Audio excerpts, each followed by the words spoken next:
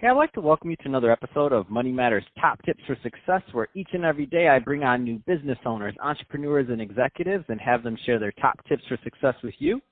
My name is Adam Torres. You can follow me on Instagram at AskAdamTorres. Keep up with my book releases, book tour schedule, signings, all that other good stuff. Always love to connect with you there. And as always, if you'd like to apply to become a co-author of one of my upcoming books, just head on over to the website, moneymatterstoptips.com, and click on Become an Author to apply.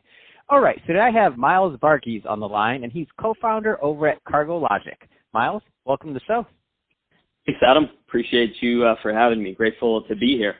I'm excited to get into what you're doing over at Cargologik, Miles. I'm doing some great stuff over there. And but before we do get into it, let's get a little bit further into your background. So I do want to get into how did you get started in your career in business?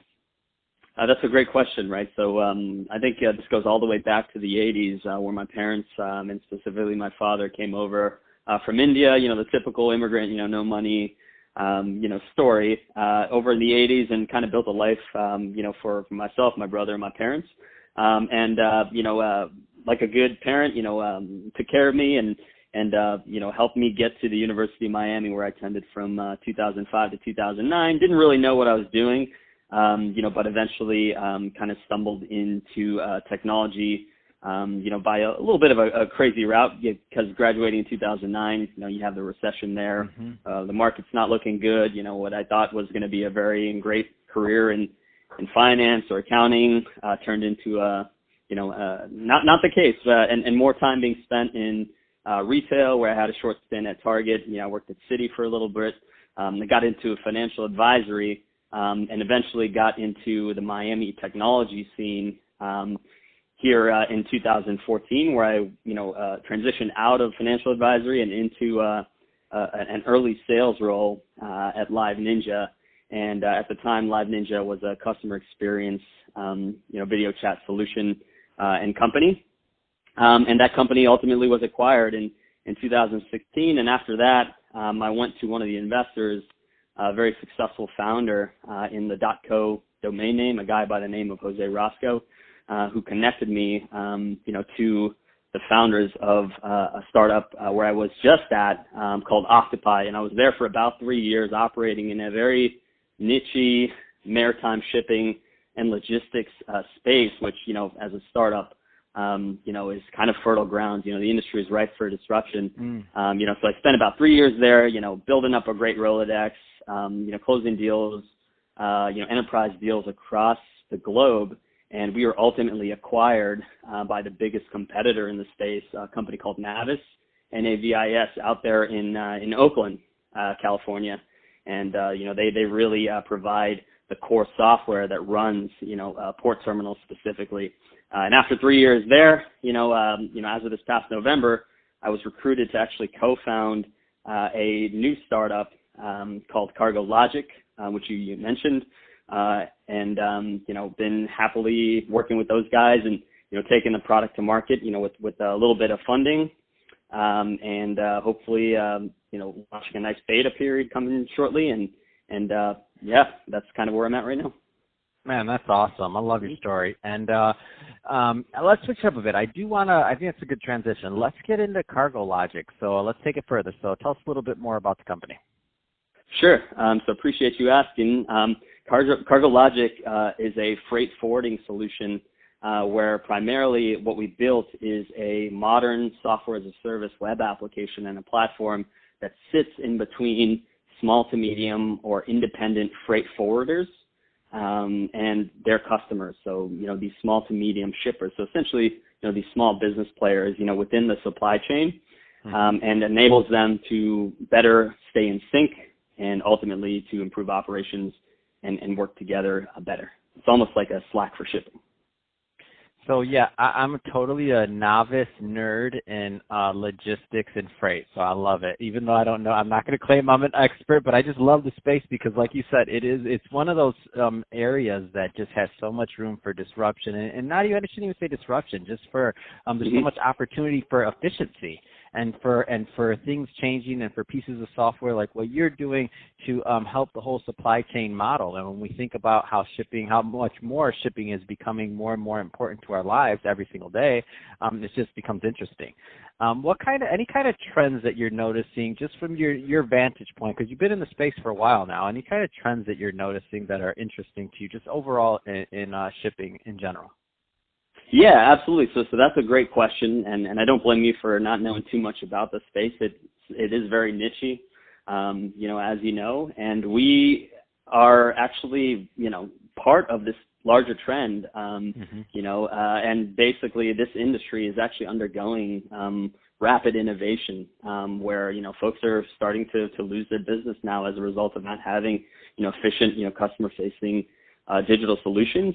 And this digitization, is essentially the transition from an on-premise system, right? Like, legacy technologies, old interfaces, very costly to to host and to run, and you're responsible, for the risk and everything associated with that. And really what's happening now across the entire industry is a move towards software as a service, to cloud, making technology better, cheaper, and faster to improve, ultimately to improve the entire supply chain. So the entire industry, to be very honest with you, is kind of in this renaissance period, and you also have a lot of accelerators, incubators specifically focused in maritime and logistics, right? So log tech, as they call it, a lot of these new technologies and solutions are really coming around now. So I think at a large scale, most of the startups that have been here that have gotten in now, it's essentially prime, where you can actually disrupt a lot of the incumbent players that have been around for quite some time, and kind of provide a brand new solution that can make things better, cheaper, and faster to the folks within the market that have traditionally been underrepresented. So yeah, just a massive sort of rising tide floats all ships. Pun intended, type. I got it. I got the pun. That was so good. I was waiting for something maritime. I was like, you're not real maritime if you don't throw in a joke. Come on. You got your credibility now. Okay, we give you your maritime credit. Okay. So it was explained to me once by someone in your field that I was interviewing, and they were like, and another thing that doesn't get really much talked about much or representation is, of course, the efficiency and all these other things, but that being said, on the other side of things, you have the new workforce coming in, and you can't have this new younger employee come in working on these old operating systems that they don't even know what it was. They haven't even seen a screen that looked that pixelated before in their life. And they're the new employees coming in. Facebook can't look better than their quote unquote terminal, right? Yep. Yeah, it's the Slack age, right? We're kind of shifting out of these more analog, still digital, but analog forms of technology, where folks are still primarily operating, within WhatsApp, and email inboxes, in this industry are a couple hundred, new emails every single day, and you're just kind of struggling to kind of keep up, with the pace of trade, and it's very difficult to do that. So these younger folks, are coming in, fully expecting or maybe having an internship where they have used Slack, where they have used Microsoft Teams, and a lot of more, modern, software, and more quote unquote, cutting edge stuff, that they kind of, when they get into supply chain and they get into trade, they're greeted with, forms. They're greeted with a ton of paper, redundancy, time lost, and tasks, that can be better, focused elsewhere. So 100% agree with you. It's definitely, an area where I think we can, help these folks getting into the space kind of transition and have a nice quote unquote, soft landing, into a maritime and shipping environment that was traditionally very legacy. That's awesome.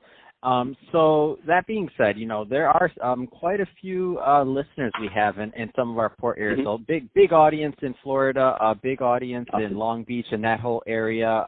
That being said, what's the right type of company to contact you if they're listening to this and they're thinking about, is Cargologik the right type of solution for them?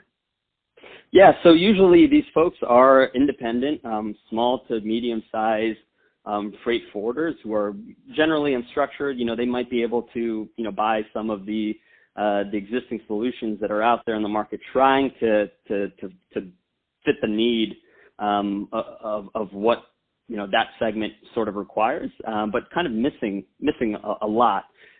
So for, all intents and purposes, I think that we are put in a scenario where we can, like I was saying, essentially change, paradigms. And, I think, the folks that have trouble, interacting with their shippers, just trying to keep up with the pace of the industry, dwindling margins, the shipping lines are sort of, kind of coming for them, and getting back into the logistics space. So you actually have a lot of partners that are feeling a lot of pain, and kind of getting, squashed, and their margins are just, which were already pretty slim, are getting even smaller. So, the market that we're going after is primarily, this independent market that is not huge, and they don't have the same advantage in terms of, rates.